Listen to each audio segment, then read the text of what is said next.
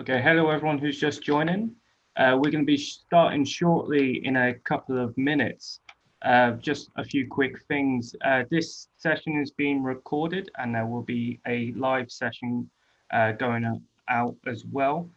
If you want to contribute to the discussion in any way with your insights or opinions, you'll see at the bottom of the page or on the right-hand side, there is a tab for comments.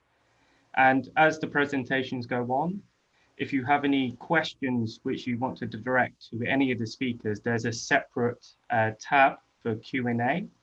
In that tab, if you could say who you are and where you're coming from in your organization, try to keep the questions quite concise and who you're directing your question to.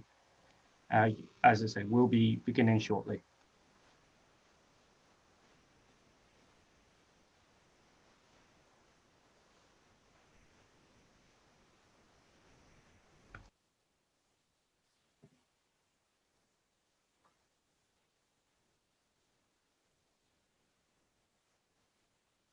Okay, thanks for that, Senan.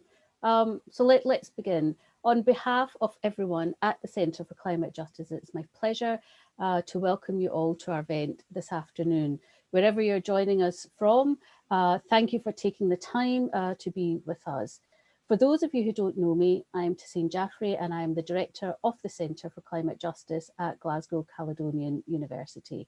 Our focus is putting front and centre not only the difficult, personal and challenging conversations, but also clear scientific evidence and insights on the impacts that climate change is having on people and society from an injustice perspective. We provide education on climate justice via our unique Masters Climate Justice programme, and we are home to a growing number of climate justice doctoral students. Our event today, Intersectionality and Climate Justice, an Emancipatory Research Agenda. Intersectionality is concerned with the presence of and dynamics between different social categories, gender, race, class, sexuality, ability, and so on and so forth, and how they affect an individual's relationship to power. We recognise that intersectionality to some extent has been researched and analysed, but what doesn't seem to come across are concepts that connect or relate to the theoretical and methodological links and fundamental research on this interconnectedness between intersectionality and climate justice. We find that this field is limited in its research sphere. So by bringing together discourse on climate justice and intersectionality, we're able to challenge and renegotiate individual and systemic inequality and oppression. So with our three wonderful speakers today, this event is aimed at bringing together these concepts to exchange ideas and exploring new research needs and directions. So our speakers today, first of all, we'll hear from Michael Mikulovic, who is Research Fellow at the Centre for Climate Justice. Michael is a critical geographer by training, but has more recently been working on justice and development and is heading up our research portfolio on justice and intersectionality. And he'll be providing an overview of that theoretical and methodological links that exist, that link these two concepts together. Martina Angela Carretta is an assistant professor of geography at West Virginia University. She is a feminist with research interests in human-environment interactions and specifically looking at the human dimensions of water. Martina Angela will talk us through a case study on climate change, water scarcity, migration, and the gender nexus. Farhana Sultana is an associate professor and research director at the Maxwell School of Citizenship and Public Affairs at Syracuse University. She heads up the program for the advancement of research on conflict and collaboration. And today she will be providing us with a talk on conducting intersectionality research, informed research, and the role of the researcher in that context. So these presentations will be followed by a Q&A session. So if you would like to ask a question to either of our speakers, please do so in the Q&A box provided. So I think after that, we will have some closing remarks and we will make a few announcements before we close up for the day. So that provides an outline of the sessions this afternoon. So I think without further ado, we are ready to begin. So Michael, over to you for the first of our presentations. Thank you, Cecile. Let me pull up my presentation. There we go.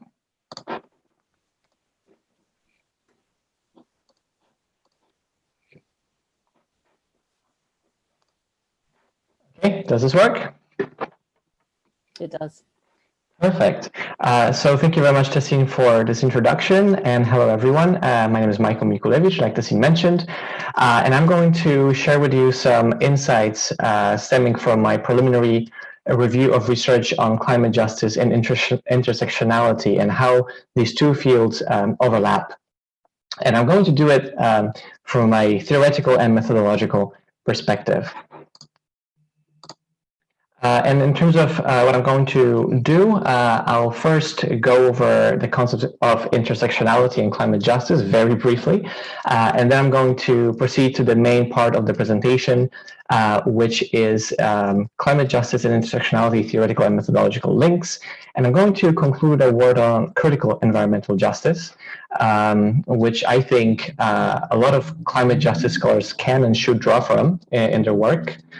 In the context of intersectionality. And then I'm going to leave you with some concluding questions rather than remarks, because I think that in my work and my review of these two traditions, I've encountered more questions than answers. So let's start.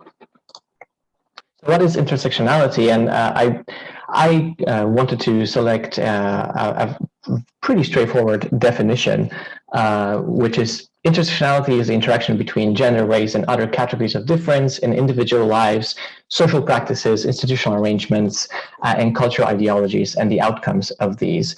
So here we are concerned with the complexity of our individual identities and how these identities, like Tassine mentioned at the beginning, determine our relationship to power structures and power relations in society. And as most of you will probably know, the term was coined in 1989 by Kimberly Crenshaw.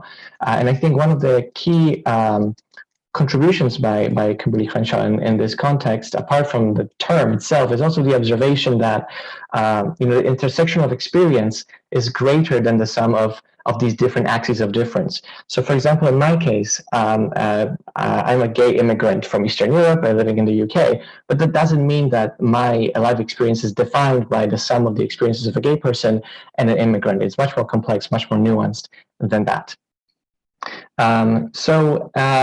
Kimberly Crenshaw from the beginning has said that race and gender are only two possible social categories to be incorporated into intersectional analysis.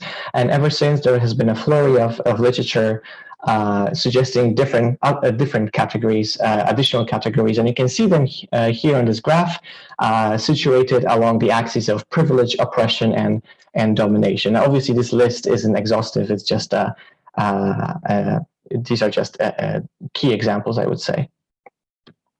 So how does intersectionality enter the debate on climate change, and how is it relevant in this context? So I think there is consensus within critical climate justice and climate change studies in general that intersection analysis can and should be applied to climate change, if not just for overcoming the single variable analysis that pervade the literature. So a lot of the articles and reports and contributions you will have read focus usually on one of these social categories: gender, ethnicity, socioeconomic status, or class. Sometimes maybe two, but the point of intersectionality is that we should be looking at all the categories that are relevant in a given context, if we can identify them, if we can be aware of them. And following this path, one key early contribution of intersectionality to climate change studies has been that vulnerability is affected positively or negatively by privilege or oppression, respectively, by many axes of difference at once. And if we do not keep that in mind in our analyses, in our investigations, we run the risk of maybe protecting certain characteristics, but also increasing marginalization in other aspects that we might not be aware of. And just to give you some more practical examples of how this actually has been shown to be true, when you look at individual greenhouse gas emissions, for example, it has been shown to that these emissions are determined not just by wealth, but also gender and age. Another example is the exclusion of indigenous peoples, and especially of indigenous women, from climate policy making at different levels of climate and environmental governance. And also Farhana has contributed to this strand of the literature, where she has observed that vulnerability to floods in Bangladesh is not only based or ascribed to gender, but also caste, class, religion, and age, and that men also are a very fragmented group themselves. So that brings me to climate justice, and why are we talking about climate justice in the context of intersectionality? Climate justice, for those of you who have been attracted to this event by the intersectionality part, not so much the climate justice part, this is a definition that the Center for Climate Justice has come up with, following a literature review of the different definitions. We have found that climate justice recognizes humanity's responsibility for the impacts of climate change on poorest and the most vulnerable people in society, and addresses inequality and promotes transformative approaches. Now, this definition is vague, and it is deliberately vague because climate justice is a huge body of work, and there's no one single approach or solution to the problems we are facing. So I think the key words here is transformative, and inequality, and poorest and most marginalized individuals and groups. So why climate justice? Why not climate change? Why not climate resilience or adaptation, mitigation, and so forth? So we have, in this critical field, we have observed that climate science has been dominated by prudential and economic terms, as Stephen Gardner has noted a while ago. And it's also dominated by disciplines such as engineering and natural sciences. But we have to keep in mind that climate change is not a natural phenomenon. It is having a profound effects on the world society. So even though it is manifesting itself through biophysical processes, it's anthropogenic, and I think that we can set that debate aside. And it also has, like I mentioned, having profound effects on different people. But what we want to underscore in climate justice scholarship is that these impacts are not uniform across time and space. And that's why we need an ethics-based approach to climate change policy, climate change analysis, research scholarship, and so forth. If we don't do this, we risk, in our view, we run the risk of producing solutions or policies, climate projects that essentially are ineffective and make no sense of the inequalities that these solutions can generate or exacerbate. So long story short, climate justice, activism, advocacy, and scholarship is the aim is twofold: to identify, foreground, and understand the needs of individuals and groups that are most marginalized in face of climate change impact, and in terms of our responses to them. So in terms of mitigation, adaptation, how does that translate? How does that mediate with the positionality of these individuals within society? So that's the more reactive side, and the more proactive side of climate justice, I would say, even more true to the core of climate justice, is the goal to dismantle those individual and structural architectures of marginalization and oppression towards these groups. So it's not just about analyzing the problem, it's also about finding political avenues for changing the situation and addressing these marginalizations and so forth. So, knowing all this, let's delve into the links between intersectionality and climate justice. And based on what I've just said, you probably can identify some of them already. So in terms of theoretical links, I've noticed that climate justice and intersectionality, unsurprisingly and most fundamentally, focus on those most marginalized in society and on the power relations and structures causing their marginalization in the first place. So like I mentioned, it's not just about identifying these marginalizations. It's also about understanding why these marginalizations have come to be in the first place. Relatedly, both traditions advocate human emancipation, and the ultimate goal here is pursuing social justice and ending oppression of these marginalized groups that I've mentioned. And relatedly, both these approaches fight essentialism and stress the agency of the people often portrayed as vulnerable. In ecofeminist studies, for example, scholars have critiqued the view that women are closer to nature and we should follow women's lead in coming up with solutions to climate change, noting that women are a huge group of people forming half of the human population, over half actually, and we cannot essentialize that way because they are a very diverse group of people themselves. And then here on the right, you can see a picture of a disabled woman arrested during a peaceful climate protest in London not that long ago. One of the points of these two approaches is to question the underlying norms and institutions that govern social lives, or in other words, the norms and institutions that have led for the situation to this situation that you can see in this picture to happen. So why is a disabled elderly person arrested for taking part in a peaceful protest against the climate emergency? So that's something that's part of the theoretical links that I've identified.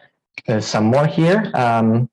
I think a very important overlap between the two traditions is the need to question the dominant knowledges and the underlying knowledge production processes about social life, about social structures, but specifically, I think, in this case, our knowledge on human nature relations.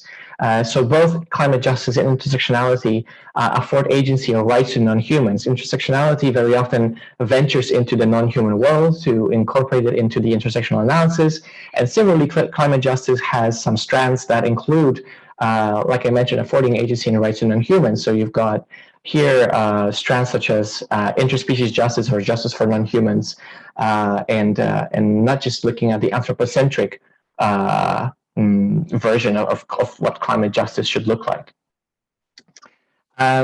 Both intersectionality scholars and climate justice scholars are informed by multiple social theories that revolve around identity formation and power relations. So here, both sides draw from neo-Marxism or Marxism, feminism, anarchism, post-structuralism, queer theory, etc. And the thinking is that we have to select the most appropriate theories to explain what is going on the ground in terms of the marginalizations and oppressions. And this promiscuity in terms of theory, I think, is what also those two traditions have in common. Importantly, both intersectionality and climate justice underscore the need for political action, as opposed to the techno-managerial reforms that a lot of, I would say, mainstream or uncritical or orthodox approaches to solving the climate emergency suggest. And this is to be achieved by creating broad alliances and solidarity between oppressed groups and individuals, very importantly, based on common interests. So a shallow reading of intersectionality would suggest that these alliances should be based on identity, and that's not the case. We should be forging these alliances based on our common interests, and that is what these critical scholars, conservative political action in this context, advocate for. So these are the major theoretical links that I found, and I'm going to proceed to the methodological, more practical links right now. Interestingly, both climate justice and intersectionality, they both lack a defined methodology for good reasons. And that's because they both advocate for climate context-specific methods instead. And to kind of unpack that a little bit more, intersectionality, perhaps more explicitly climate justice, affords epistemic advantage to the marginalized groups and individuals. And what that means is that there's an understanding, an awareness that as scholars or practitioners or decision makers, we can only know so much about other people's marginalization. And the only way to present them correctly and to give them justice is to actually give voice to the people who are experiencing these oppressions and marginalization. So that's why a lot of this research is focused on lived experiences.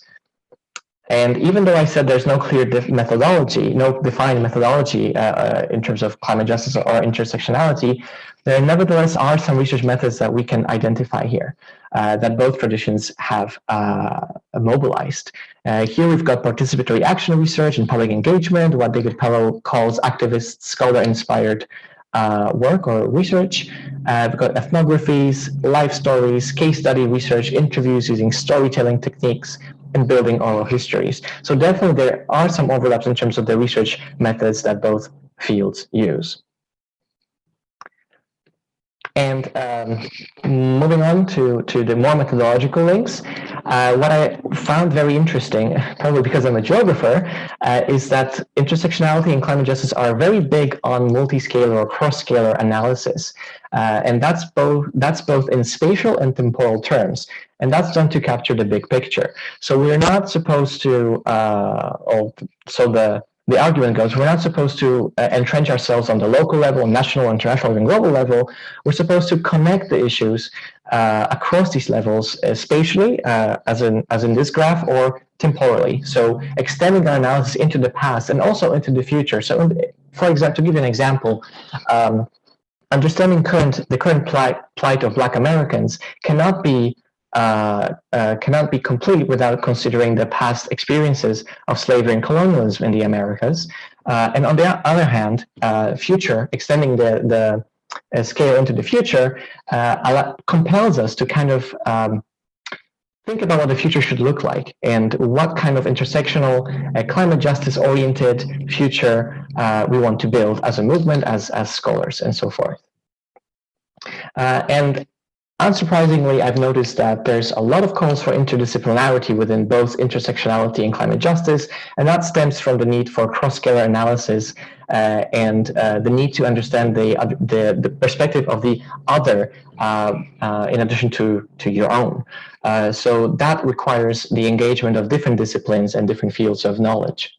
And finally, and that's something that Farhana will also expand on, climate justice and intersectionality, they both compel us to reflect upon our own positionality as researchers, as practitioners, as policymakers, and so forth. And that can be as simple as asking Matsuda's asking the other question approach. So whenever you see something sexist, ask about how is it racist at the same time, or how it is heterosexist at the same time. So we as researchers, as practitioners, have to ask ourselves these questions constantly to ensure that these different marginalizations are not missing from the big picture, or else, as I mentioned, we can risk exacerbating them inadvertently. And just to conclude, I wanted to say a few words about critical environmental justice, because in my literature review, this came up as a very, very relevant contribution to discussing the links between intersectionality and climate justice. Now, David Pellow has proposed 4 pillars for advancing a more critical environmental justice studies. And it's not climate justice explicitly, but in my view, climate justice is in many ways a cousin, or at least at the most a subfield of environmental justice. So there's definitely a lot we can draw from here. And one of these pillars is actually intersectionality, where David Pellow argues for the need to include multiple social categories of difference, including those more than human, that intersect to produce environmental justice and environmental racism. And he also notices the intersection of race and scale. And I'm not going to delve into the other two, but I highly recommend his work to all of you who think this is interesting. So the question for us here is, how does this apply to climate justice, and how can we mobilize these insights in our work for intersectional climate justice? And to review with some questions, I think that the overarching question for this event is, what should an emancipatory intersectional climate justice research agenda entail? And that's something that we will be hopefully discussing after the presentations have concluded. And some other ones include, what would an intersectional climate justice studies look like in practice? How can both approaches inform each other at the level of theory and praxis?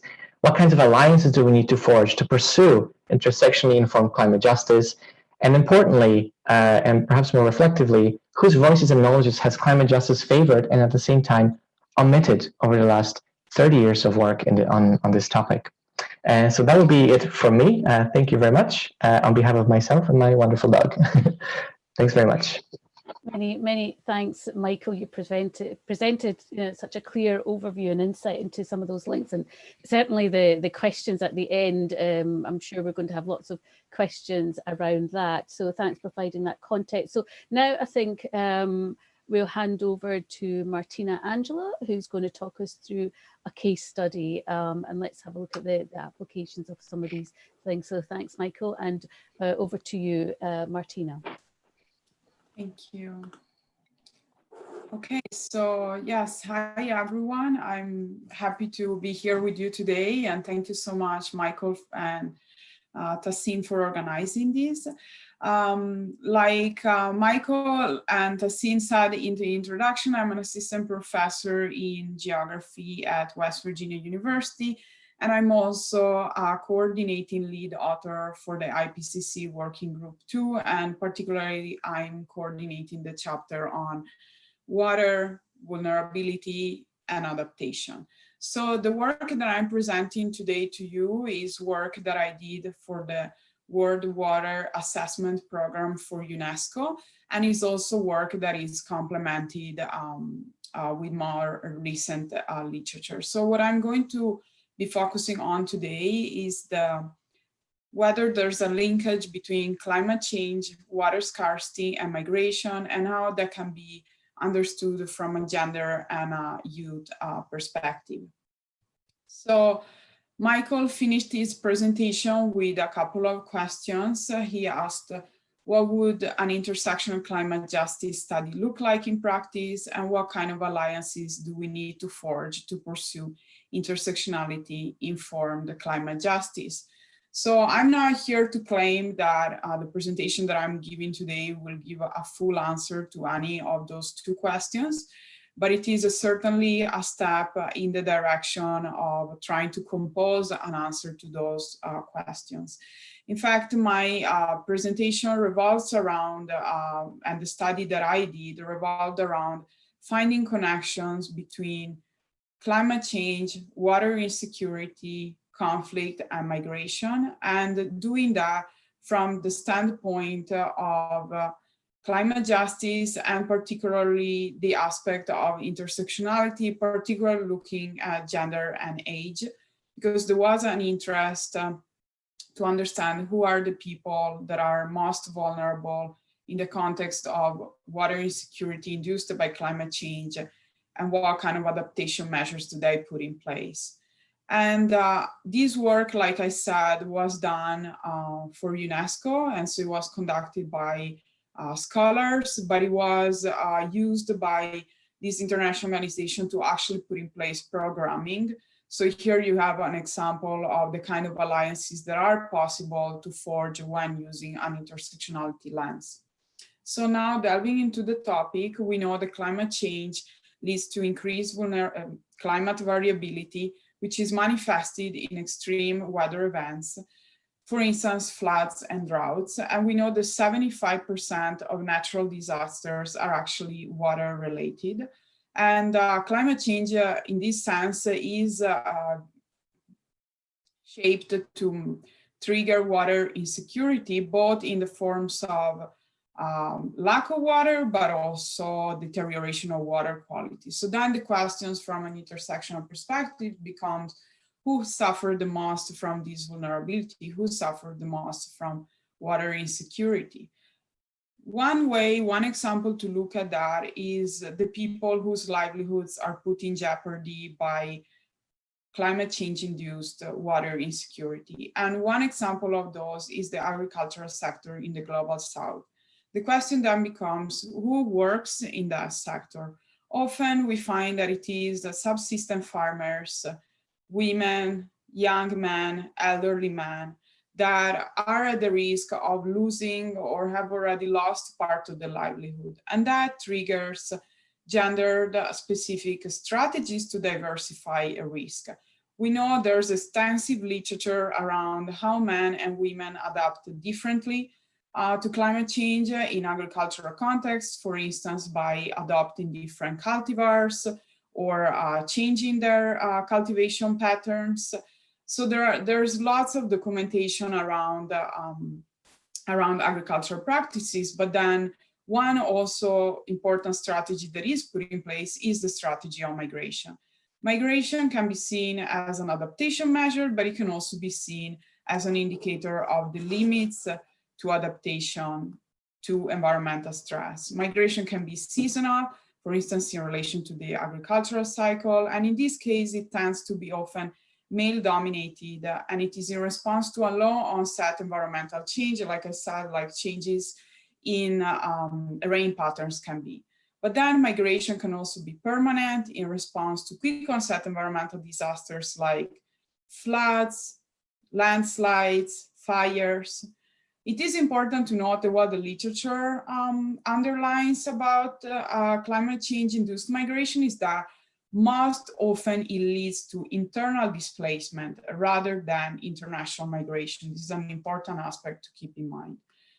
And just to give you some numbers, there are projections that estimate that between 31 and under 43 million people will be internally displaced by 2050 in sub-Saharan Africa, South Asia, and Latin America. And the EU asylum application will increase, a projection lead to think that the EU asylum application will increase between 98,000 to 660,000 per year due to environmental change. So what remains to be understood and where science and evidence is advancing is whether we can make a full connection between climate change, water insecurity, conflict, and migration, and whether the question for my study was whether that can be looked at from the lens of gender and age. So there is limited evidence on the link between climate change, climate change-induced water insecurity and conflict. One study, for instance, estimated that climate change influenced between 3 and 20% of conflict risk over the past century. A typical example would be of that dynamic would be there's more erratic rainfall, it reduces water availability, arable land availability, and that incentivizes violence to try to get resources somewhere else. But does that lead to migration? That is the question where the linkage is less clear. And that depends on the local and national institutions that are in place. When we think about local institutions, we can think about natural resource management arrangements, like, for instance, say irrigation committees or community groups that work around forest management, which are really the social capital of communities around the world. And that social capital also then leads this community to actually have or not the capability to negotiate new environmental conditions with the neighboring communities and in that way avoid conflict. But then when we talk about local institutions, we also think about the gender specific roles. Who is it that that is in a position to be able to be resilient and bounce back if there's a quick onset environmental shock? And who has actually the adaptive capacity to change their practices depending on changing environmental conditions? Who has, like I said in the previous slide, the possibility to actually change or move to alternative livelihoods? And that is very gender specific. When we look at national institutions, we can ask ourselves the question, so do states have the capability to provide relief, to respond to humanitarian crises? And when they do, who is it that they consider to be the head of the household? And which kind of policies are put in place in terms of support, for instance, to the agricultural sector? One example that is often brought up is the example of the deregulation of agricultural subsidies that happened in Syria, which reduced the subsidies to agriculture, and that coupled together with the 2006 to 2010 drought was one of the many factors that trigger the uprise. So we see how water governance and environmental management policies and practices are crucial at the local and the national level, because if they are lacking, then conflict can happen, and that can possibly lead to migration.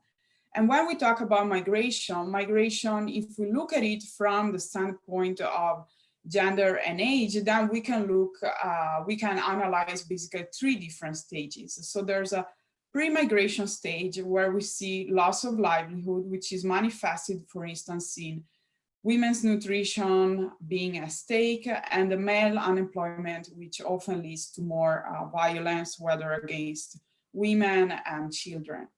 And then when the decision to migrate happens, the likelihood to migrate depends on one's positionality and the cultural background of the area from where the person is migrated. For instance, if we take droughts that triggered migration in Ethiopia, we see that droughts actually reduce the mobility for marriage-related migration for women, but the reverse actually happened in Mali and Nigeria. So we cannot, make a blanket statement and say, okay, drought actually trigger or does not trigger migration for women. What we can generally say, though, is that seasonal migration, it has been shown that is dominated by men, and women resort to using gardens and small-scale agriculture. At the migration stage, we see male out-migration first, and that results in remittances, which improve the household livelihood, the household conditions. It also, and when men are away, then women's control over household resources increase, but at the same time, women continue being excluded from resource management institutional forums, like where I did my PhD, for instance. When men would leave, women could still not participate in the irrigation committee meetings, so they could not have a say on when they needed to actually receive irrigation water.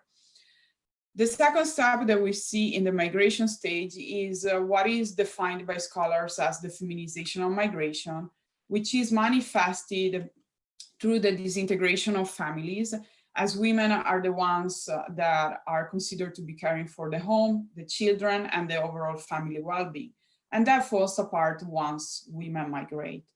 At the post-migration stage, we see men and women experiencing integration in the new societies in different ways. That depends on their age. It also depends on work eligibility requirements. Women, it is noted that women are often most, the ones that are most rejected in terms of their application for citizenship in other countries. It has been shown that women become more dependent on their husbands in post-migration settings. But for instance, the reverse has also been shown in Jordan, where Syrian women were more at ease actually in getting into the service industry. So unidirectional conclusions can basically not be drawn, and they are, like Michael said in the previous presentation, very much context and depending on the intersectionality axis that you look at. I'm going to conclude by giving an example of where there might be a potential nexus here between the things that I mentioned, climate change, water insecurity, conflict, and migration. And that example is the example of the Sahel and the Mediterranean route of migration. So water scarcity in the Sahel is manifested through drought. We know that 65% of the African population is exposed to climate change related risk, but they only receive 5% of climate related funding. And the population that lives in this continent is defined as 70% of them are mostly young, and they are dependent on a single agricultural livelihood. So when water scarcity is manifested through natural disasters as floods and droughts, then they lose their only source of livelihood, and that creates unemployment, which results, as it has been widely shown, in seasonal and circular migration between rural and urban areas in the Sahel and West Africa. And what has also been shown is that after several years of remittances and accumulating resources, then these men often try the route of the Mediterranean and migrating to Europe. So in lieu of a conclusion, I also decided, as Michael did, to end with a few questions, which actually highlight where there are substantial gaps in research at the intersection of climate justice and intersectionality, particularly in relation to water insecurity and migration. And these questions are: how are different intersectional axes manifested into the vulnerabilities related to water insecurity? That would be at the pre-migration stage. What are different intersectional outcomes of climate change-induced migration? That would be at the migration stage. And how is access to water resources in the host communities or countries experienced intersectionally by different people? And with that, I'm through with my presentation. I thank you so much, and I'm looking forward to getting your questions at the end of this. Thank you. Many thanks, Martina. And it was really interesting to hear the different stages of migration. I think it was really refreshing to see something like that, and it's very understandable the way you've presented it, and it's come across. So many thanks for your thoughts and those questions. I'm sure we'll pick up on them later on in the day. So with that in mind, I think I would now like to hand over to Farhana for her thoughts on our talk this afternoon. So over to you, Farhana. Thank you. So good morning, good afternoon, good evening to folks from around the world. And thank you to Michael and Tassin for the invitation to speak today. So I'm going to take a slightly different approach to build on our conversations today to talk about climate justice and intersectionality. First of all, I don't have a PowerPoint, but second of all, I would just like to bring in some insights and reflections. So you've heard about kind of conceptual and theoretical issues that Michael talked about, but and you've heard about the case studies that Martina talked about. I'm going to bring in issues around researcher experience, responsibilities of researchers who work on climate justice and intersectionality, and what to keep in mind when researching and fighting for climate justice and intersectionality in climate justice. So my perspective is informed by my being both an academic researcher who works on climate issues intersectionally, and as someone from the global South where climate injustices and climate breakdown have been occurring for a very long time and unevenly so. So for much of the global North, climate change seems to be occurring now or sometime in the future. However, in much of the global South, climate change has been occurring for a long time already, where people have been talking about it, writing about it, living through it, or dying from it. My lived experiences and research experiences from Bangladesh, a severely climate impacted country, thereby inform these brief insights I'll share with you today, which I hope you'll find useful. So in broad terms, we know that climate justice is about systems change and addressing structural inequities and power relations that uphold those inequities. As was already mentioned, critical approaches to climate justice look at issues of responsibility, exposure, vulnerability, ethics, and care. To have justice, we need to first identify the various injustices that exist and then look at the underlying causes of them so that we can start to tackle them. As a result, climate justice research and action necessitates deploying an intersectional approach to be more comprehensive in our accountability to various systemic injustices. Climate justice work is beginning to heed the insights from various strands of critical scholarship, and because groups are not homogeneous, but yet have largely been treated as such in many policies and planning, insights such as intersectionality have gained traction to help nuance data and explain on-the-ground realities in more representative and accountable ways. The importance of intersectionality in doing climate research are many, but largely because, in policy language, excuse me, it is a value added that necessitates disaggregated data requirements, but also gets behind such data, and therefore can help formulate policies and projects that don't further marginalize people and reproduce various socio-ecological inequities. This requires close understanding of local contexts and complexities, as well as engagement with insights from evolving bodies of scholarship and theories. An intersectional lens allows for better understanding of the lived experiences of those who are coping with and having to adapt to climate change. It helps explain some root causes of inequities, oppressions, and power structures that interplay with climate breakdown that create variegated vulnerabilities, risks, adaptive capacities, and ongoing climate injustices. It helps visibilize the contours of climate injustices in places and across scales, and illuminates the overlapping crises that are occurring simultaneously. Such attention also allows for better understanding of the embodied lived experiences of climate impacts, thereby humanizing climate change that is still largely approached in techno-managerialistic and scientific ways.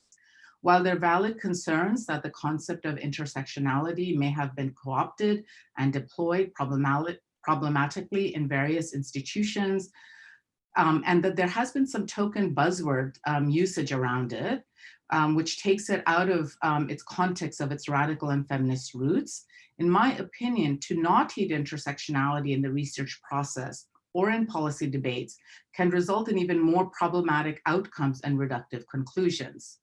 With the rise of research on adaptation, resilience, and loss and damage internationally, it becomes more urgent for researchers to reclaim the possibilities of doing accountable and transformational research that is justice-oriented with careful and thoughtful intersectional approaches. This is neither easy, nor is there a consensus on how to do this, but we can start some conversations, hopefully without reproducing neither victimizations nor damage narratives, or what is sometimes euphemistically called poverty porn. So how can one think of doing intersectional research in climate justice, and what are some important things to keep in mind in the research process?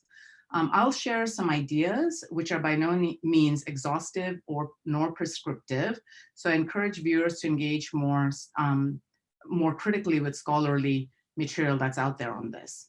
Some of the more common axes of intersectional difference or oppression in researching climate justice, in my experience, have been gender, race, ethnicity, class, disability, age, sexuality, religion, caste, livelihood, and migrant status. But all intersectional research in climate justice has to be locally grounded and account for local axes of oppression and exploitation and marginalization, and how they interplay with wider scales of exploitation, oppression, and marginalization. So as a result, when doing this kind of research, we need to be contextually mindful, because what makes sense in one context may not in another.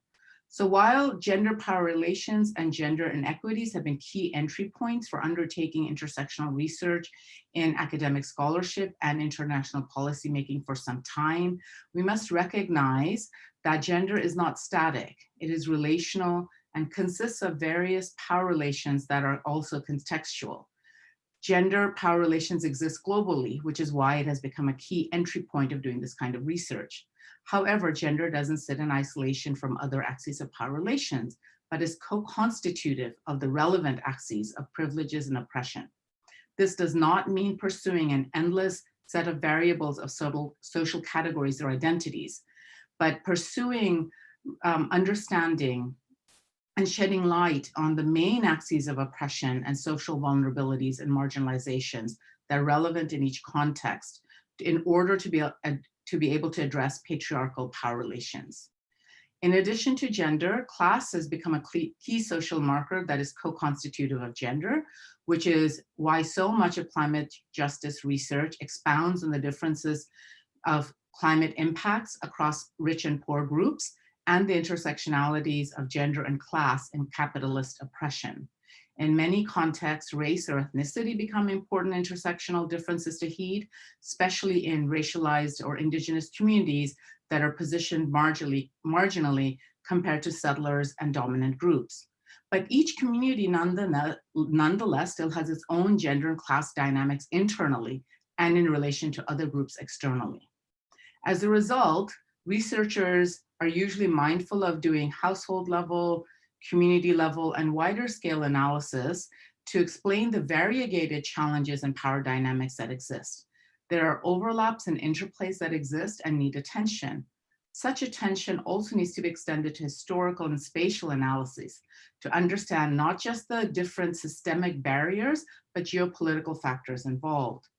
This is because legacies of colonialism and ongoing colonialities reproduce various layers of oppression across space and scales, which are important in intersectional research, in my opinion.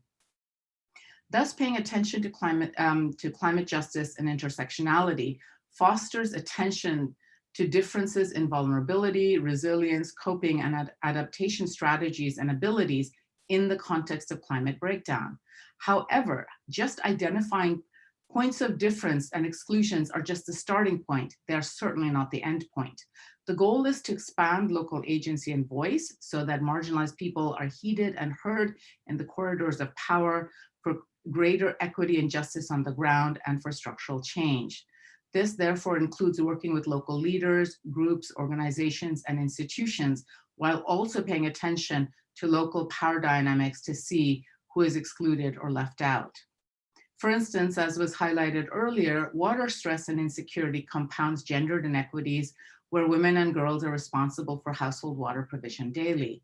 This can occur during droughts, which are increasing with climate change, but also during floods and storms, which are also worsening with climate change.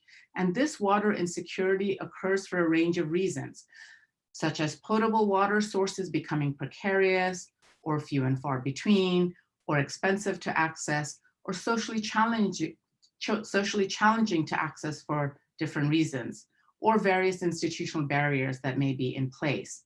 However, it is not all women and girls or different gender minorities, since these vary by class and race because different people have different privileges. And it can also include different groups of men and boys who participate in domestic water provision. My own work in water insecurities and politics in the Global South in areas of climate distress have demonstrated this. Furthermore, some of the work I've undertaken in both rural and urban areas facing variegated climate impacts demonstrate how social inequities play out on the ground over time as flooding, tropical cyclones, heat stress, droughts, water logging, land erosion, and other climate impacts compound sufferings across groups and peoples. This leads to various coping strategies as well as alterations in how people perceive their roles in their own democracies and enact their citizenship rights, while they are also subjected to various forms of othering and silencing simultaneously. As a result, critical and nuanced analyses of these issues open up opportunities to address inequities and thereby encourage equitable changes. So what all this demonstrates is that understanding of local power dynamics and local structures is vital.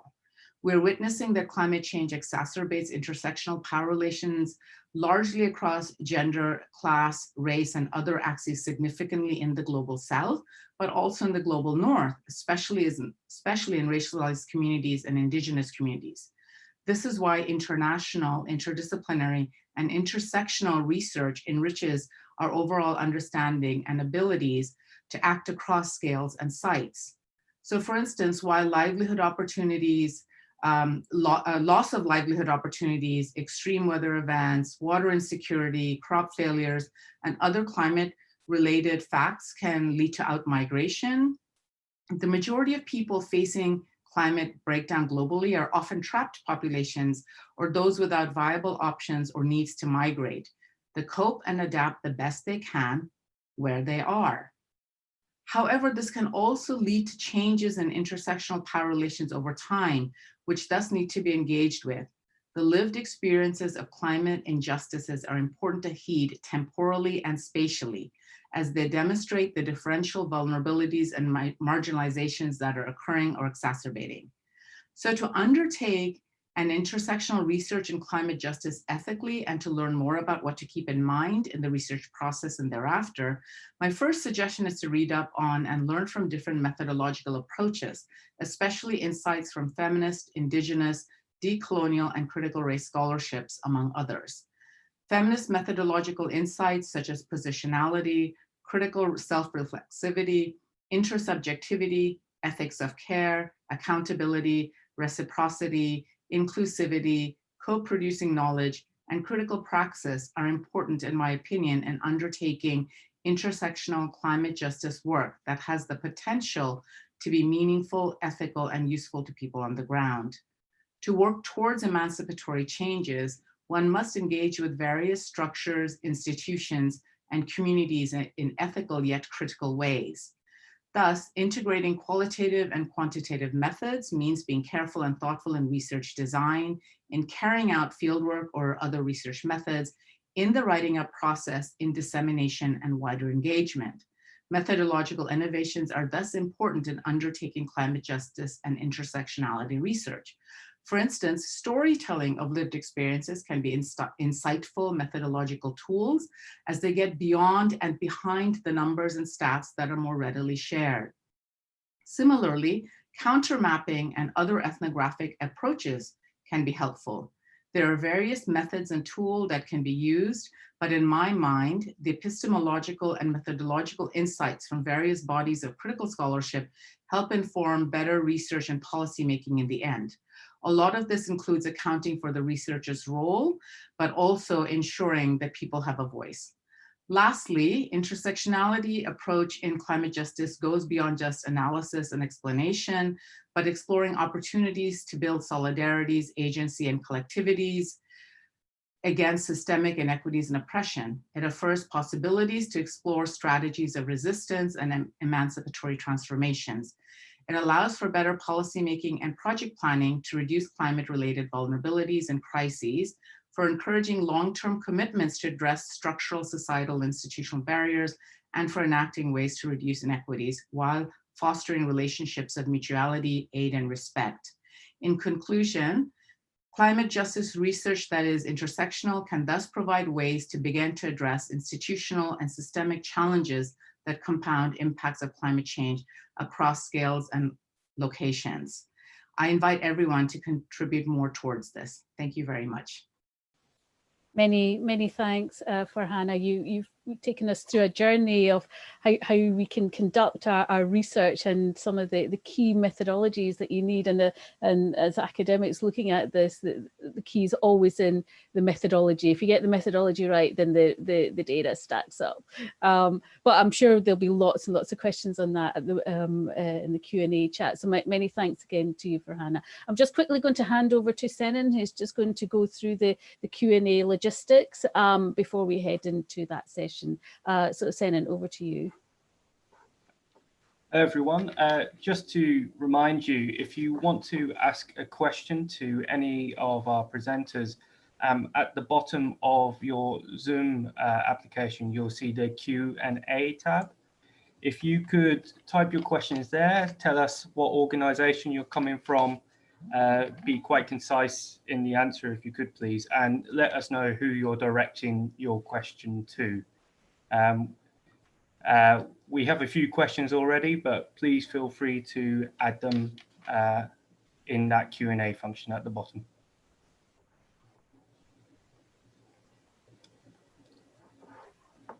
Great, Senan, thanks very much. I wonder if you could just put our holding slide back to the Q&A, if you wouldn't mind. Thanks very much. Okay, so I can see we have a whole raft of questions here, quite lengthy ones, so I will try and handle this as best as I can. First question comes from Murtada Mohammed. Let's see. My question is, why do you think that this is the only right way to look at our problem at first place? So looking at intersectionality in terms of the concept is based on this assumption that humans are on race to power and socialize, and they're split into, you know, oppressors and oppressed. Is this the correct way to approach the subject matter? I'm wondering, for Hannah, I'm going to direct that at you, if you wouldn't mind kicking off with that one. Sure. If I understood the question correctly, why are we looking at injustices and oppression why? Well, because injustices and oppression exist. Because there are different forms of oppression, that there are people who are oppressed and there are oppressors. To deny that is to be quite blind, in my opinion, to the status of the world right now. What we're trying to kind of underscore is that it is not a desire to go looking for, different ways, right? But then to recognize that, there's some real ugliness in the world. And if we don't look at what's going on, we're just going to kind of not recognize problems that exist, and therefore we're never going to address them. So that is the positionality that I'm coming from, because there are oppressors and oppressed in the world. We're trying to showcase how it's relational, that you may be oppressed in one context, but you may be the oppressor in another. What makes sense in the pursuit of climate justice, whether globally or locally? And I'll just kind of add to that, to round that out, that question. An important part of climate justice and intersectional research is to not only account for those relational privileges that exist in communities and between researcher and communities, but in frontline communities that are battling climate injustices, these kind of different forms of oppression become real touchstones. And it becomes really important to, therefore, to be able to have people tell their stories while the researchers does not appropriate their voice or devalue their labor. So it often means decentering ourselves and letting people speak about their own experiences. And this involves active listening and working with instead of speaking for. And therefore we can support kind of local political efforts and transnational solidarities and cross-scalar action. But to deny that problems exist is not going to help us achieve those goals, in my mind. Many thanks for Hannah for handling that question. I'm just going to, rather than having everybody's answer to the same question, I'm just going to whiz through the questions and guide them differently. There's an interesting one that's come in from Emma Colvin. And her question is, how do you see the increased interest in Black geographies and engagement with racial capitalism relating to a more intersectional approach to climate justice? Michael, I wonder if I could direct that one at you, if you wouldn't mind handling that. Sure.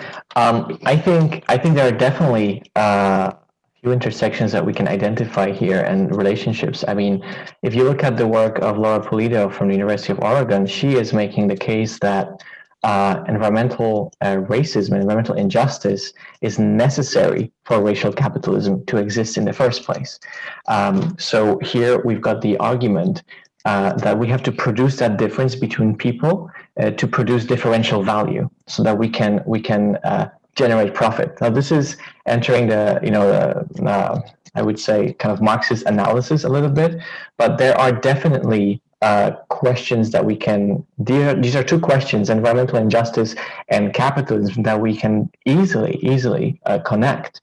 And even leaving the neo-Marxist analysis behind, if you look at the post-colonial maybe perspective, having in the United States, having this history of slavery and colonialism essentially determines people's experiences of capitalism and of oppression today. So I think Black geography's engagement with racial capitalism is definitely something that we'll be seeing more and more, especially given what is happening in the United States right now.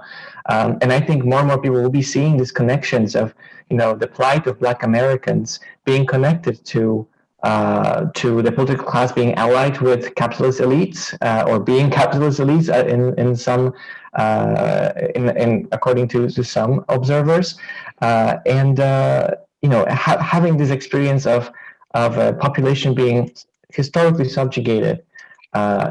That is very important to notice in this analysis. So I think this is just from the top of my head, but I do think there's intersections here that we should be looking at, and I do recommend Laura Pulido's work on this, because she is way more eloquent in making these connections than I am. Many thanks, Michael. A question that's come in, I'm going to direct this one at Martina Angela, because I think it relates to maybe give some experiences from the case study that you've done. It's a kind of a general question, Martina Angela, around how can we structure research partnerships that embody emancipatory a vision, and how do you encourage or to give research partners space and voice and acknowledgement? So some of those things that came through in the work that you and your experiences in the case studies that you've done. Yeah, so I think here you have in the panel 3 people that can probably call themselves critical geographers. They call themselves critical geographers, and to be able to do critical geography, you need to have a pretty clear understanding of what participatory methods entail. And so my research has been grounded in participatory methods ever since. And a way to do that is that you bring in your community partners from the very start. As a scholar, you might have some theoretical interests, like we all have theoretical interests around, for instance, climate justice and intersectionality, but then what are the questions that communities actually want you to ask that then you can, repackage, if you wish, for your scholarly community, but that can also be helpful for the local community. And so that is the way that I've personally always conducted research. So even the way that I put together like research questions, that is done in consultation with the communities that I work with. Methods are decided in consultations with the communities that I work with. They are my gatekeepers, and they help me figure out who are the interviewees, for instance, who are the participants to the focus groups that I will carry out. And then summary, and then I carry out something called member checking, which is basically a preliminary analysis of results with them. Before I even carry out like a full analysis of results, I present them with basically like a situation where I say, okay, I think I've understood this from what you guys told me. Did I understand this correctly or not? And that actually refines the quality of the data, adds details to it. And then way before this ever gets published, years before, communities already have in their hands summaries of results and can move with those summaries to policymakers. And if I can connect actually with the previous question that was asked, I can actually give an example of some research that I'm carrying out that clearly shows where environmental injustice is, moving and happening here in the US. So I'm currently carrying out research on fracking and pipelines across the US, looking at who are the people that are most impacted by these energy infrastructure. And one case that is interesting and that is very commonly mentioned in the environmental justice literature here in the US is the case of the so-called Cancer Alley in Louisiana, where lots of petrochemical industries are located just literally in the backyard of a lot of African American communities. These are places where we now see the impacts of like hurricanes, more frequent hurricanes every season. So oil companies now say, okay, we need to look for a more, what they literally say, climate resilient place in the US where we can move our production. And this production is now being moved at the Ohio River Valley in Appalachia, where yet again, there is a marginalized population of unemployed people and former steel towns that have become completely empty. And here comes yet another potential economic development that is basically taking advantage of people that do not have the resources to look for another livelihood, okay? And so here again, I'm carrying out research, the same type of research I've carried out in the Global South. I'm doing the same in Appalachia, asking the same questions here too, and asking people to contribute to the questions in the same exact way through participatory means. So I hope that answers. That's great. Thanks, Martina, for that explanation. For Hannah, I've got a question for you on methodology. The question comes from Badsha Sarkar. And he's wondering around all the different axes of intersectionality, the reference that they can't all be addressed at the same time. And the question is, can you highlight if any of the axes of intersectionality can be prioritized over other axes in terms of your approach and methodology? Yes, of course. So in my talk, what I mentioned is that some of the key axes of difference that exist across communities are usually gender and class, which is why those have been the most dominant approaches that scholars have taken. So intersectionality between gender and class, but it also, again, needs to be contextual. So it depends on where you are. So if you're working in racialized environments, then race becomes important in addition to gender and class. If you're working in semi-homogeneous ethnic groups, then ethnicity or race isn't as important as perhaps, let's say, caste or migrant status. So this is where good research comes in, that you have to be mindful of what are the key entry points and then what makes sense in that context. So some of the more common ones are gender and class and race and ethnicity, but not all communities will have racialized differences. They may have it at larger scales, but maybe not within the community that you're working at. So to be mindful of that and then addressing local dynamics, but situating the local dynamics within broader tapestries of power relations, so global capitalism, issues of international development, issues of ongoing colonialism. So just being mindful of that, but paying attention to what are the key entry points. And some of the most common key entry points are intersectionalities of gender, class, and race or ethnicity. Thanks, Farhana. And I wonder if I could just stay with you. I've got a plea from a PhD student who's, trying to conduct ethnographic, context-based work, and any pointers as how she can do this remotely. All right. Yes. So this is a challenge. All of our PhD, doctoral, and master's students are kind of grounded this year because of the pandemic hell that we're living through.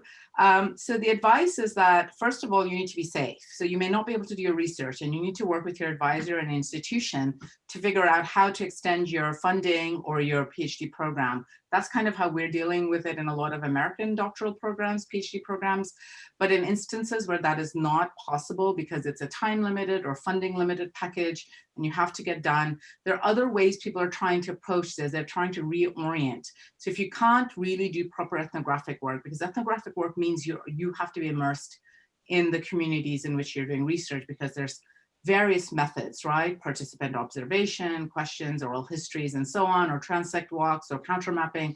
So some folks have been trying to do this virtually as we're doing it right now, but then that also has built-in inequities. Not everybody has access to internet or technology. Others are trying to do as much as they can with local partners that they've established, maybe through telephones, or they're just simply delaying and doing other work, maybe doing the archival work, or doing other kind of literature work, and then pushing back field work to when it's safer to travel, and not just safer for you, but safer for communities that you're going to be engaging with, right? Because that, again, is part of what being an ethical scholar means, to not expose communities to further harm. So there's no easy answer, but if you already have established relationships, you can try to build on those. If you don't at all, it might be a time to reorient your project, or refocus it, flip the order of doing things, or see if you can delay and argue for kind of like a small gap in between your studies. Because I think the important thing is to keep everyone safe at the moment.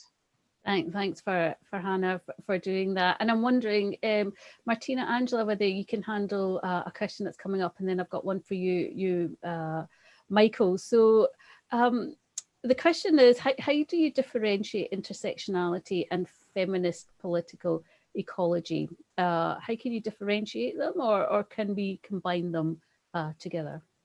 Okay, so, well, first of all, I think actually Farhana just answered to that question in the other chat, because we have two chats going on. So we're kind of like looking at questions on both ends. So I'm just going to point in that direction first, and then I'm going to say that it is a different approach, okay? Because intersectionality is used in multiple disciplines, okay? Feminist political ecology is more of a geographical approach, okay? So my read and my understanding of it has always been that you can have a feminist political approach and look at it through intersectional lenses. And again, that is coming from a perspective of a geographer that would first approach the field through that theory and then realize, okay, looking at gender is not enough because this is not like the main component or the only component where marginalization emerges. And so at that point, then you would integrate other elements. So yes, the two are combinable, but then again, which is the real question for me to the person that asked the question is, which discipline are you coming from? Because different disciplines have different approaches. Yeah. So it's really good to hear the different perspectives from different speakers, and it's nice to get that mix of different thoughts coming through. Michael, I have a question for you. Whilst it's true that there's a need to shift from a technocentric and masculine climate justice research focus, how can we ensure that we get a policy buy-in for climate justice? And I guess it relates to another question that comes in is, how do we ground or foreground intersectionality so we get real change on the ground in terms of policy and practice, so it doesn't remain conceptual? Yeah, I think I can think of two ways, two related ways in which we can kind of help the policy world overcome that focus on masculinist understandings of issues, environmental issues included. The first one is trying to speak the language of the policymakers, as difficult as it may be for critical scholars like ourselves. If we want to have practical effects of our work and see them in real life, we do have to meet them halfway. We can have, I have no problems about having a hidden agenda in how I approach them, but you do have to sell your ideas in such a way that responds to what their expectations are. And if they are more responsive to quantitative data, then perhaps you should complement your research with quantitative analysis that would only support your qualitative findings or your qualitative analysis. So that's kind of almost like subverting the policymakers and kind of selling your message through with using a language that that they understand. And the second one, maybe a little bit less intuitive, maybe a bit counterintuitive even, is to vote, because policymakers are appointed very often by elected officials. And you can imagine the differences on the political spectrum between a policymaker or decision maker appointed by, I'll say it, President Donald Trump, and somebody like AOC or Bernie Sanders in the countries of America. There will be two different decision makers, two different people with two different sets of values. And that way we can start changing policy from within. And maybe that way, eventually, although this is a very long process, policymakers will change the policymakers, not the way they view things, but we will replace the people who probably shouldn't be making decisions on marginalized people because they don't understand them and they don't understand the plight that they are facing. So I think a political action as well is a way to deal with this. Thanks, Michael, for that. I've got there were quite a few questions on the same subject about how we move discourse around the subject matter so it gets out of being very conceptual to something practical. And there's a raft of questions on that. But I'd like to move on a little bit and just talk about the differences of how climate justice and intersectionality appears differently in the UK and the US or in other parts of the world. I wonder if you could give just a quick, very concise snapshot of that, if I can get round you all. Farhana, if I could start with you and then come to Martina and then to Michael. So the question is how it looks different in the UK versus the US. I think I misunderstood. Yeah. In terms of research that is being done or what's happening on the ground? Debates and discussion. Oh, debates. I don't know if there's a specific contour of difference between academic debates in the UK versus the US, except because there's a lot of crossover lab, there's a lot of collaborations happening. But in the US, questions of race are much more important, I think, than they are in the UK. The UK also, because of its colonial past, is much more engaged in research and action and policy interventions in the global South. Largely in Africa and Asia and Latin America through what used to be the DFID. I think it's rebranded itself. But in the US, there is that because of issues of racial injustices within America, there's much more focus on how to engage in climate justice issues at home, while scholars are still talking about it abroad.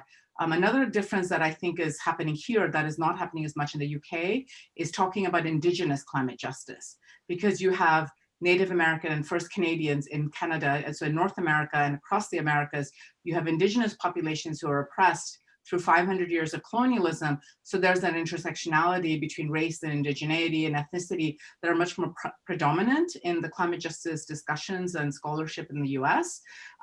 Sometimes to the detriment of not taking into account international scholarship or engaging with, let's say, anti-colonial scholarship that came out of Africa. Whereas I think in the UK, there's less engagement with indigeneity and race and much more on issues of broader globalization and international development. So that's kind of my experience thus far, but I could certainly be wrong. I don't know if other people have other experiences on this. Thanks, Farhana. Martina, Angela, I just wonder if you have any reflections. Yeah, I will. I will concur with what Farhana said, and then I should also add, going back maybe to the previous question, that, for instance, in my work, with the IPCC and how you communicate with policymakers, these debates, these clear debates that we see centered around race, and climate here in the US, which are often scholarly debate and debates in, some say like circles, whether, led by NGOs or, civic organizations.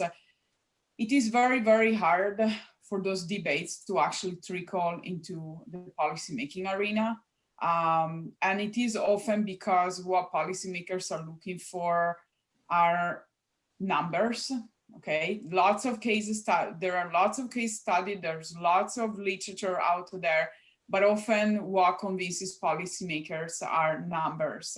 And so, which again, I'm not one that comes from a background of numbers, so I also have to accept this reality in my role for the IPCC. And that actually leads me to something I thought about, the question that I see some PhD students asking in the chat. They're like, I can't travel, what kind of work can I do online? What is like meaningful work that I can do from home? Very meaningful work that can be done from home and that will directly inform science, that then will directly go to policymakers, are systemic review and meta-analysis. Systemic review and meta-analysis are the restudy of studies that bring us to generalized conclusion, which as much as we don't like it as critical geographers, are actually easier to feed to policymakers. So, and with these, I've answered to 3 questions in one. Thanks, Martina. And quickly, Michael, if you can add any thoughts to the question. Yeah, I think the question of colonialism in the UK is the elephant in the room, because definitely I agree with Farhana that the academic interest, and maybe international policy interest is focused on the post-colony still, and that's definitely true. I think, though, I just want to mention that in my view, academics and activists in the UK are pretty much on their own when it comes to discussing colonialism or post-colonialism. The topic is not taught in any, to any acceptable degree, by me at least, in British schools. And I was a bit shocked when I arrived in this country and I realized that people who are 16, 17, 18 years old had never heard of colonialism, and the usual response is, well, I didn't do it. So you see that the problem here is there's a lot of work from the ground up that it needs to be done in the UK, and that's just starting on colonialism. That's not even making connections with climate justice and how it relates to climate change and how colonialism facilitated climate change and our emissions. So I think that part is a little bit different from the US, where I think there's a more, if I understood my time in the US correctly, I think there's a higher level of understanding, not necessarily of colonialism, but of these other kinds of oppressions, race-based oppressions, and so forth. So I think the public in the United States is more aware of these issues, like Native Americans and the history of slavery and so forth, compared to the UK. And I've also heard that the questions of gender in the US are not as heavily explored in the United States as in the UK or other places in Europe, on account of the racial issue, the race issue in the States. So that sometimes gets pushed aside, which was very interesting for me to see, because I would argue that it's the opposite in the UK. Yeah, thanks, Michael, for that. And I guess the next question kind of like revolves or it takes that discussion a little bit further. And there's a question around, can the systemic environmental racism present in the world today be separated from European colonization? Farhana, I just wonder if you want to give any reflections on that. You're on mute. Sorry, I missed the question because I was responding to a question in the chat box. Yes. Okay. Can the systemic environmental racism present in the world today be separated from European colonization? No, Not in my mind.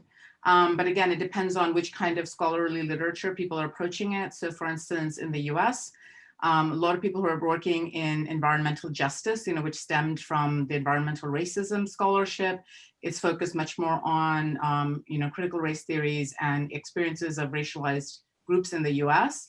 But then you have indigenous scholars who've been talking much more in relation to North American colonization over time. So I think there's a lot of intersections there, but then there's also scholars who are talking about global racism.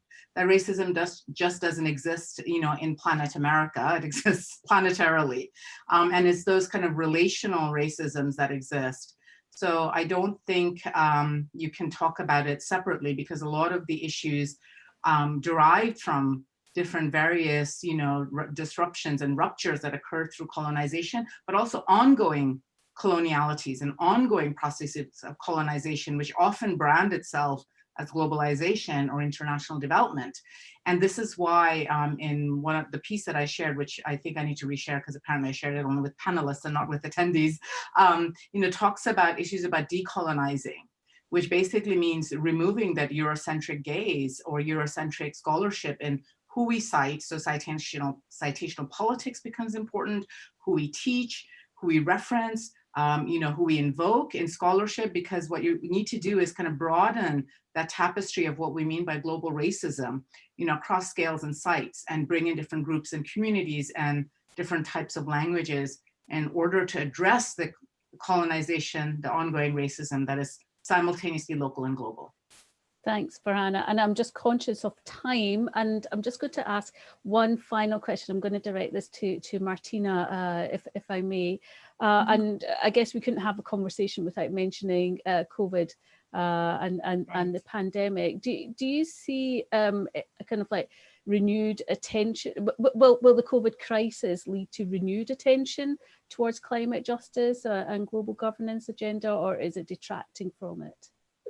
So I will give you the two answers. I will give you the resident of the US answers, and I will give you the IPCC coordinating lead author answers. So I can tell you that in a way, the general debate over climate change has definitely been parked over COVID since March. I think it is coming back, and we're seeing more debate around the interconnection and how marginalization of people that are, that experience climate injustice, that are now also experiencing the fallout of COVID more prevalently. So it is coming back, but for a certain period of time at the very beginning of this crisis, I personally experienced that the debate was completely parked because the world attention completely shifted the other way.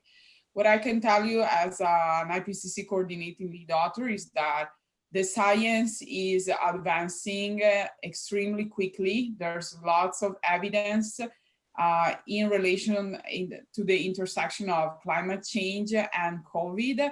And so that is going to be something that you will see more preponderantly in the scientific literature coming out. But again, at the moment, I think there's like a bit of a lag, right? Like science takes a bit longer to produce and then it's fed into the public debate. So I feel personally that they're going at two different speed in a way, if that answers the question. Yes, it does, and it kind of like rounds up very nicely this Q&A session. So my thanks to you, Farhana, Martina, and Michael for powering through a very challenging set of questions. So many thanks for that.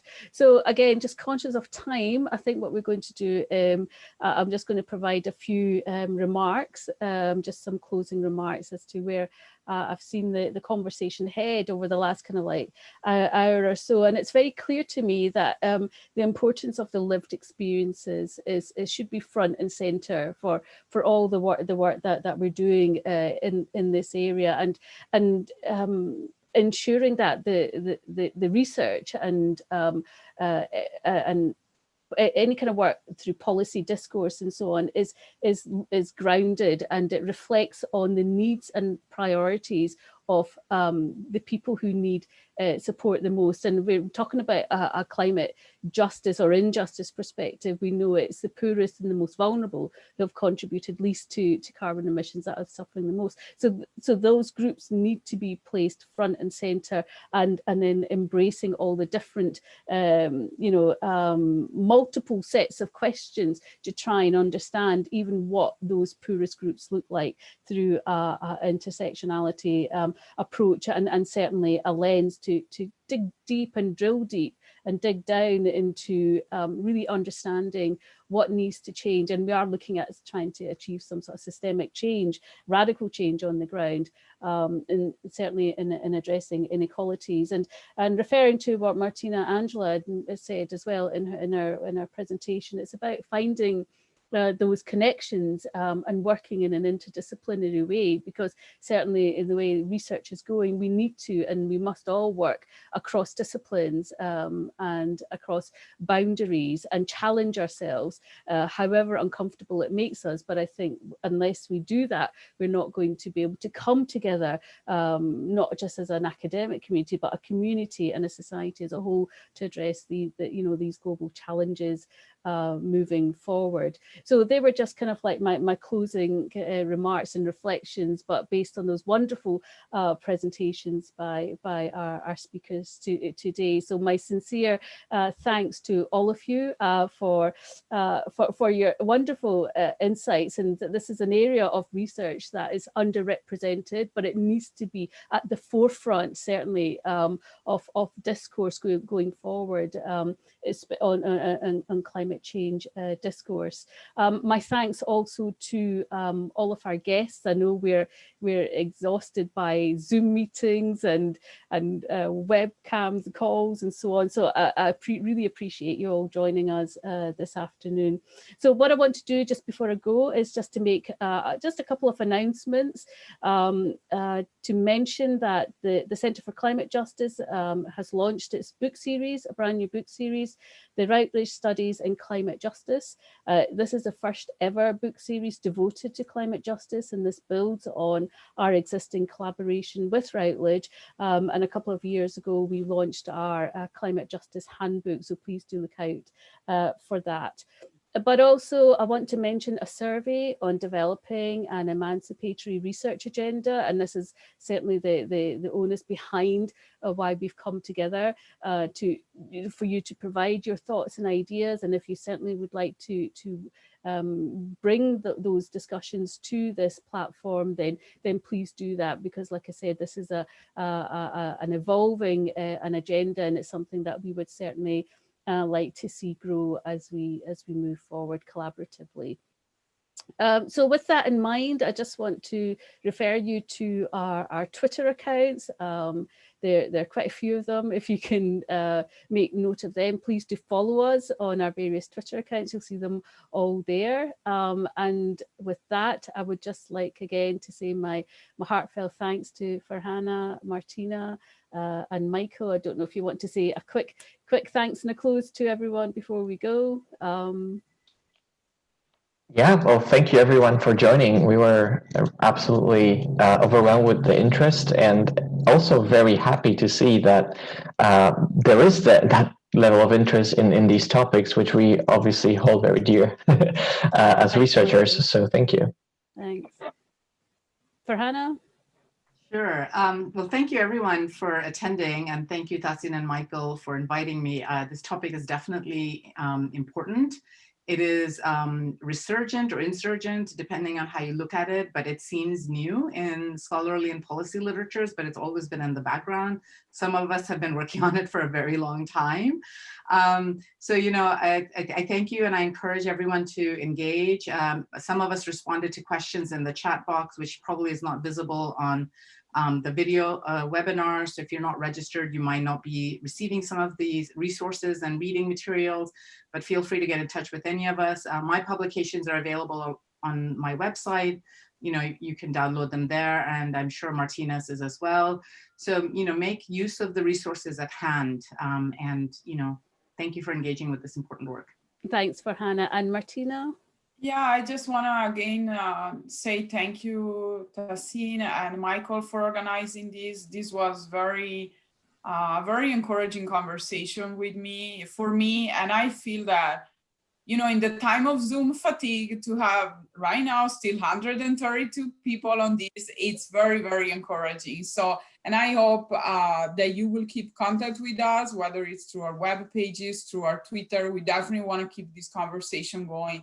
So do not, especially I say to PhD students that might be sometimes timid, do not hesitate to get in contact with us. We are, you know, happy to continue the conversation, because it is what, like Farhana said, a conversation that we hold very close to our heart. So again, thank you so much.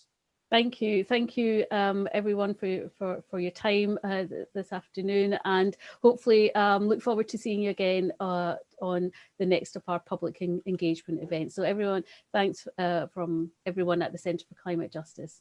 Bye-bye. Thank you, bye. Thank you, bye.